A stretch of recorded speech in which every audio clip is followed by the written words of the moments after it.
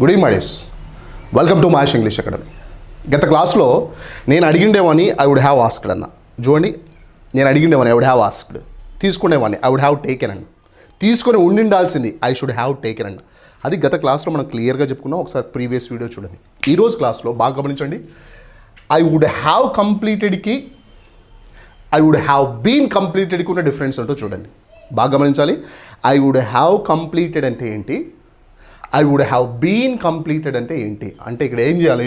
Would have తర్వాత V3 ఉంది, ఇక్కడ వుడ్ హ్యావ్ తర్వాత బీన్ ఉంది, ఇక్కడ V3 ఉంది. ఈ పాటికే కొంతమందికి అర్థమై ఉండాలి.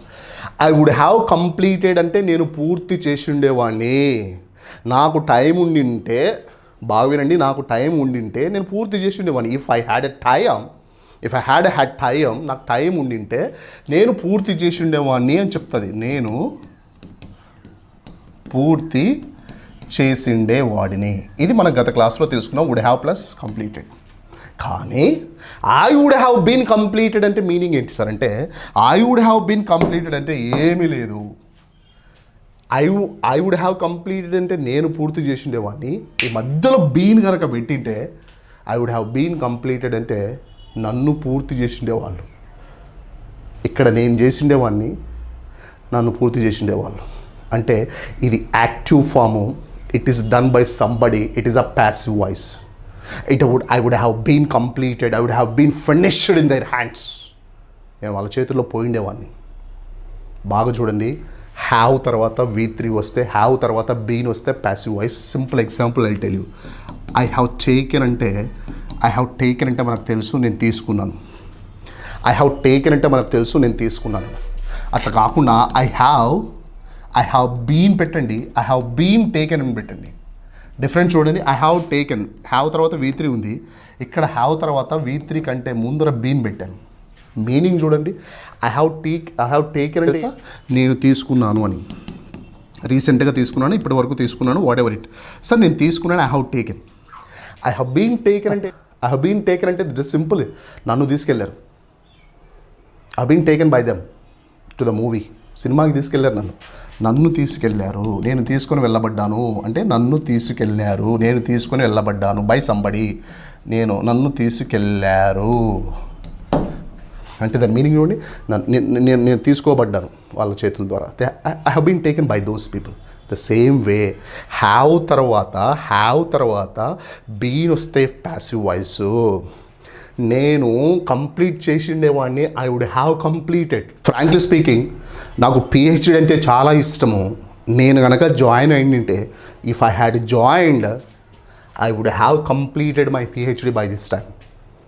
I would have completed. Last ఇయర్లో ఇది టయానికి నేను పూర్తి చేసి ఉండేవాడిని. కానీ అయిపోయిండేది అంటే ఇటు పెట్టండి, it would have been completed. అరే if I had join in the day it would have been completed. అది పూర్తి అయ్యిండేది by me. So which is what, నేను చేస్తే active voice. If a person does something is called active voice. If something is done by a person is called passive voice. నేను చేస్తే active voice, నా చేత చేయబడితే passive voice. I repeat, connect కావాలి నాకు. నేను చేస్తే యాక్టివ్ వాయిస్, నా చేత చేయబడితే passive. If I do something is called active voice. If something is done by me is called passive voice. మనం చేస్తే యాక్టివ్ వాయిస్ డైరెక్ట్గా. It is done by somebody, మన చేత కానీ ఇంకొకలేదు ప్యాసివ్ వాయిస్. పూర్తి చేసిన I would have been completed, నేను పూర్తి అయ్యేవాడిని బాబు. It is what the difference. Second meaning, I would have asked. ఆడు మంచోడు కాదు అని నాకు తెలిసి ఉంటే ముందే అడిగిండేవాడిని. I would have asked earlier. నేను ముందే అడిగిండేవాడిని, I would have asked earlier. నేను ముందే అడిగిండేవాడిని అంటే I would have asked earlier. I would have been asked. వాళ్ళు నన్ను ముందే అడిగిండేవాళ్ళు. Means it have been asked, నన్ను ముందే అడిగిండేవాళ్ళు. It's a passive voice. ఇక్కడ చూడండి, హ్యావ్ తర్వాత ఇక్కడ బీన్ లేదు, ఇక్కడ బీన్ ఉంది అంటే ఇట్స్ వాట్ ప్యాసివ్ వాయిస్. ఈ డిఫరెన్స్ కనుక్కోండి. సో గత క్లాస్లో మనం చూసుకున్నాం. So would have asked, should have asked, might have asked. వీటి డిఫరెన్స్ అంటే అని చెబుతూ మనం గుర్తుపెట్టుకోవాల్సింది ఏంటి సార్ అంటే, ఏమీ లేదమ్మా, మనం గుర్తుపెట్టుకోవాల్సింది ఏం సార్ అంటే